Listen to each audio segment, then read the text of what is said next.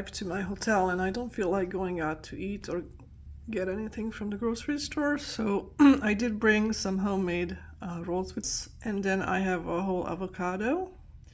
And I did not eat my snacks from the airplane ride because I like to not snack, just eat everything as one meal. So adding these to my meal, this is $2.80 for the avocado, $1.40 for the roll, $80 for the almonds, and $120 for the cookies. So that totals to 620 calories. So today my total is 1,070 calories. That's not too bad.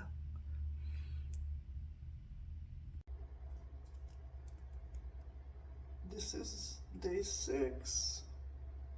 So this is day 7, but this will be the same menu on day 8 as well because I'm traveling and I went to the grocery store and it's hard to just purchase one serving for sandwiches and things like that. So my lunch and dinner will repeat for days 7 and 8. So my lunch is going to be again a homemade dinner roll made into a sandwich which has some sweet honey mustard. It has salami and ready to eat bacon. So this sandwich is going to be with some tomatoes, and again this is in bags because I will eat this at my work where I am this week.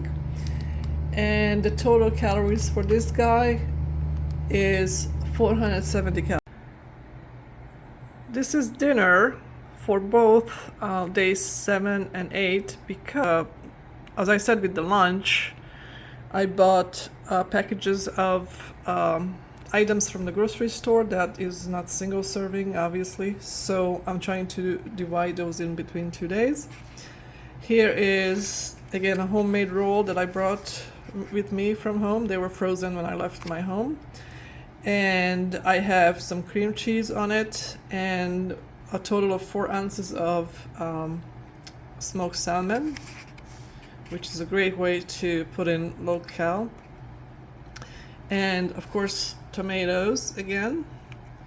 And I'm gonna treat myself to a beer, but I'm only gonna have half of this. Is a big can, so the total of this is going to be 550. So my total daily intake for day 7 and 8 is 1120 calories, and as I said, that includes a half of a big can of beer. And yes, you can have a half a can of beer.